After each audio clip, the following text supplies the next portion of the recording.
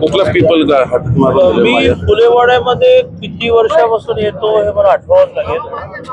दरवर्षी अतिशय नियमितपणे महात्मा ज्योतिराव फुलेंच्या जयंतीला वाड्यात येणं, इथल्या दोन्ही पुतळ्यांना, महात्मा ज्योतिराव फुलेंचा पुतळा आणि सावित्रीबाई फुलेंचा पुतळा, यांना हार घालणे, वंदन करणं, त्यांच्या ह्या वास्तूमध्ये बराच वेळ राहणं, असं जरी अनेक वर्ष करतो. यावर्षीचा संदर्भ असा आहे की महात्मा ज्योतिराव फुलेंच्या जन्मदिवसाला 200 वर्ष पूर्ण झाली.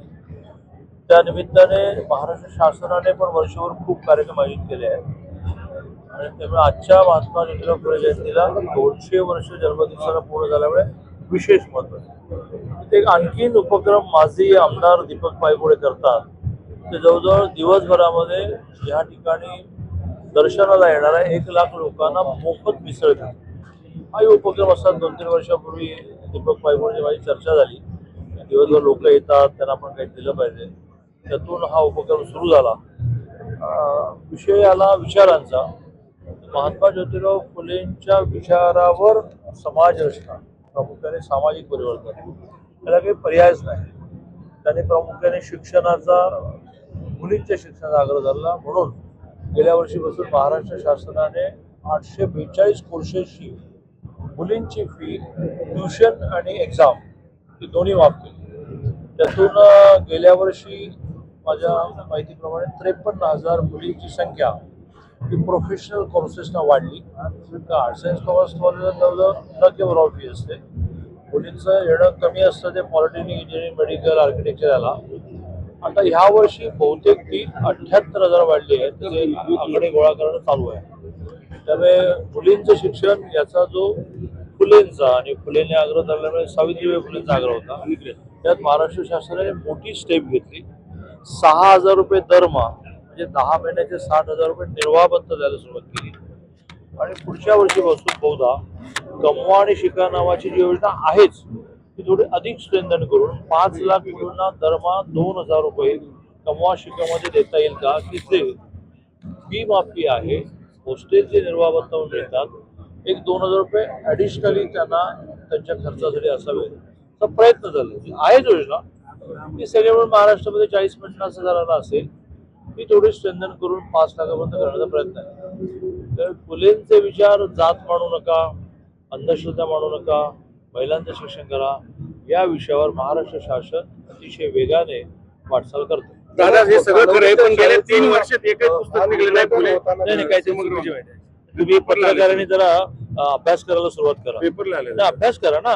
पेपरला तर कसं छापता? काय काय आले? आम्ही दरवेळेला उठून तुमच्यावर आक्षेप घेत नाही म्हणून तुम्ही काही छापायचं नाही.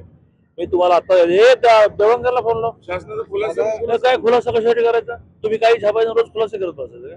असं कसं झालं? छापून आले ते खोटं आहे का? गेल्या वर्षी इथेच भुजबळांच्या उपस्थितीमध्ये एक नवीन ग्रंथ प्रकाशित झाला. जो ग्रंथ आम्ही भुजबळांनी मागणी केली स्टेजवर, मी लगेच मान्य केली. 100 रुपयाला द्यावा. 100 रुपये द्यायला सुरुवात केली.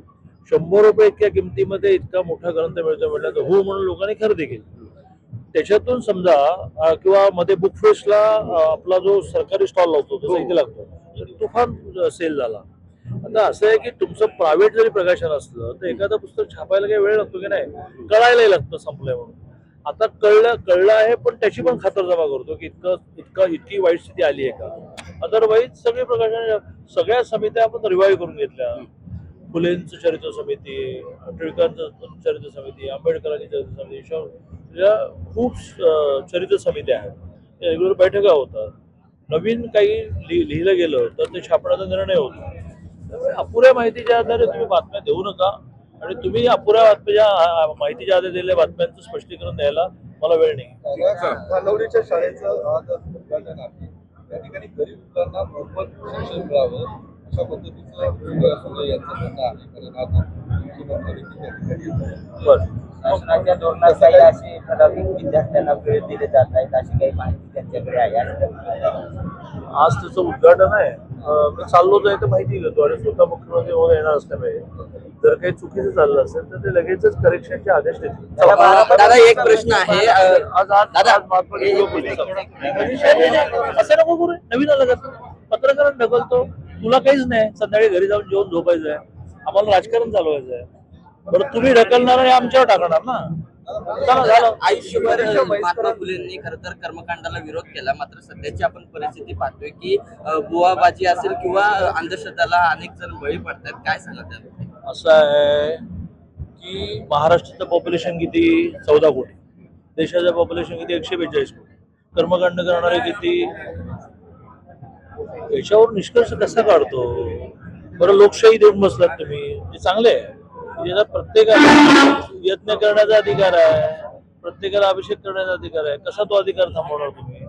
म्हणजे कर्मकांड करतात ते त्यांना वाटतं म्हणून करतात, पण ती संख्या एवढीशी म्हणजे फार मोठा वर्ग असा आहे की जो विज्ञानावर आधारित जीवन जगतो.